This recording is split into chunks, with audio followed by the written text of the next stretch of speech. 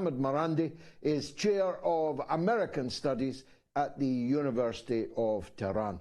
He's one of our most learned and most popular guests, and I'm glad to welcome him back to the mother of all talk shows this evening. These are very grim times, Professor. I don't know if you heard my opening comments, but if you did, kindly opine on them. And let me know, if you didn't, that what you think is now going to happen. Can Netanyahu really be allowed to resume mass slaughter in the next few hours? Well, he wants to continue with the slaughter, and so does his government. And from the polls that we've been seeing, overwhelmingly, Israelis want to see mass slaughter. But I think the Americans are very worried. They understand that their interests are at stake here. The axis of resistance that you were alluding to, as you rightly said, is a real thing. We saw not only Hezbollah in Lebanon defend the Gazans through the battles alongside the border and forcing a huge portion of the Israeli army to go to the north, but we also saw how Ansarullah in Yemen fired drones and missiles and also took and damaged 3 ships of the Israeli regime. But also very important is the fact that the Iraqi resistance, they've been harassing American bases in Iraq and the bases in Syria, which of course are illegal. And I think that all of these combined is very threatening to the United States. I think in Syria and Iraq in particular, these bases are small and far apart, and they're very vulnerable. The Americans are actually being very foolish by putting these troops in these areas, which can easily be targeted and be overrun if there's a serious battle. So the risks are very high. And I think this is a sign in itself that the Israeli regime, which used to be once upon a time considered as an asset of the United States, it is really a burden now. It is detrimental to the interests of the United States and the Europeans. It costs the United States a great deal, not financially only, but the United States and Europeans have destroyed their credibility over the last couple of months across the world. People across the global south are looking to the United States, looking to Europe, and seeing that they are a part of this genocide. This is something unprecedented in human history, where we see a genocide taking place in front of a global audience. And simultaneously, as we're watching this for the first time live, we see Western governments say the war must go on. We can't have a ceasefire. I was invited to China a few weeks ago. The Chinese were outraged. They are today outraged. In fact, just a couple of days ago, I spoke to a key academic, an influential academic, and he said not only are the Chinese outraged by what they're seeing on the screen, but no Chinese business in future is going to invest in Israel. Israel is not seen as a stable and a country that is strong and independent and a place where someone could invest in. So they've lost China. I've been to Russia again as well. I was invited by 2 universities. The mood is anti-Israeli. So this is something that we're seeing literally across the global south, India aside. The Israeli regime is not only being diminished itself, but it is diminishing Europe and the United States in the eyes of the world. And so the Americans recognize this. They recognize that in their conflict with China, in their conflict with Russia, they're losing global public opinion. The brand America is wrecked and destroyed. So any further war is just going to hurt the Americans more. It's not that the Americans and the Europeans are against genocide. No, we've seen them support it. The issue is not that they care about human rights. They don't. But they are afraid that this is going to benefit the rivals when their rivals are seen as behaving in a humane manner and seeking justice, whereas they are supporting supremacism, racism, exceptionalism, and brutality, genocide, and another Holocaust. You're a professor of American studies, of course. How do you account for, I mean, I suppose you might say, well, look at Germany, they've committed suicide. But how do you account for the absolutely ironclad consensus which exists across the political class, all the way to Robert F. Kennedy Jr., in support of a land far away of 7 million people, a considerable proportion of them Americans, by the way?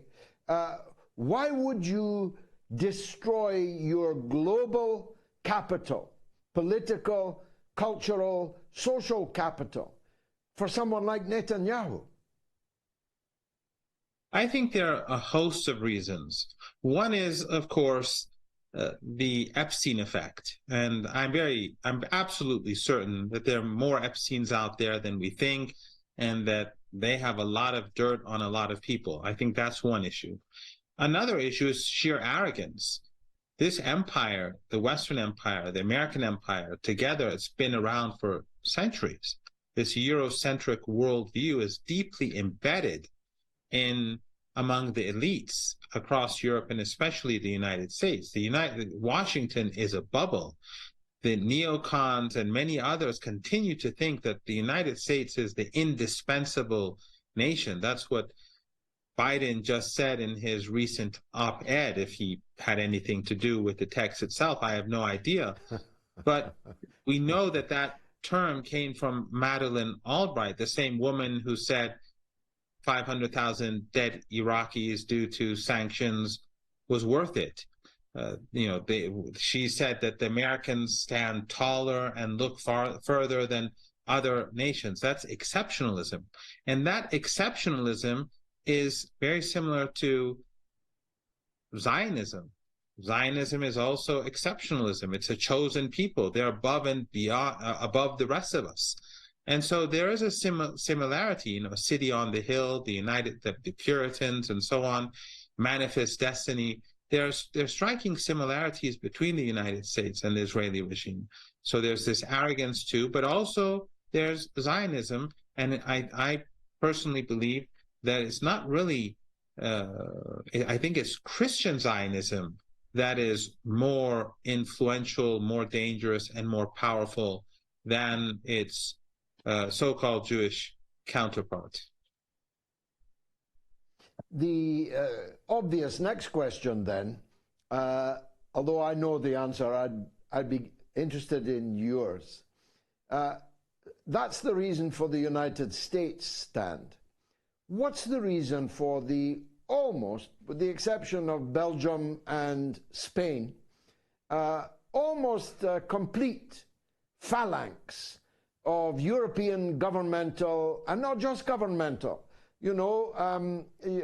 if you put up a Palestine flag at Glasgow Celtic Football Club, the European football authorities will fine you scores of thousands of pounds when they were handing out Ukrainian flags at the football games just a few months ago.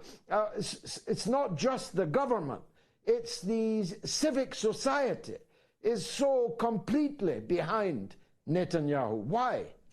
A part of it is really the same. This Eurocentric world that we've seen for centuries still thrives in the corridors of power in London and Paris and Berlin. This arrogance and racism that exists among these elites. But I think there's also a strong element of subordination to the United States.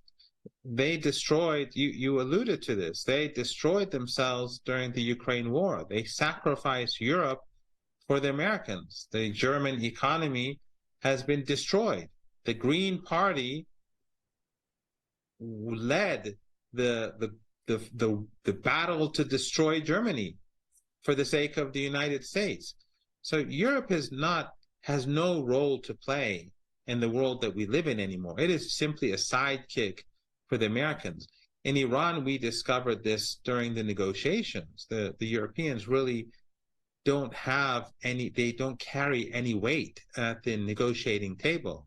And now, as they are destroying their economy because of Ukraine and because of the cutting off relations with Russia and the absence of Russian gas, it's going to simply get worse. So again, it's a combination of arrogance. It's a combination of a sense of Eurocentric exceptionalism and racism among these elites. You were deeply involved in the anti-war movement in 2003. You know this better than perhaps anyone else, that everyone in the UK almost literally was against the war. But the BBC, even the Guardian, all the media outlets, even the so-called loyal opposition, the leftist media, literally everyone was pro-war. And those who stood against the war in the media, as soon as the war began, they began to support the boys. So it is a hopeless cause for anyone to have any hope in the current political establishment, whether in the United States or in London or in the UK or anywhere else across Europe. The only hope is for a greater awareness. And we are seeing that take place. We are seeing this awakening take place across the global South. People are seeing these outrageous images, and you see huge numbers going to the streets in the West. And one point that I think is very important, and that is that actually the ceasefire is a big mistake if the Israeli regime wants to continue with the war again, because the outrage that we've been experiencing for weeks has angered people, and this is something you alluded to at the beginning of the show, has angered people across the world. But now we've had a few days of relative quiet. Of course, we saw outrageous scenes just from the West Bank today when they killed 2 children, when they murdered them. But the relative quiet now, if this ends and we see the beginning of a second wave, a second genocide, I think that the anger that will create across the world will be much more intense than that of the first wave.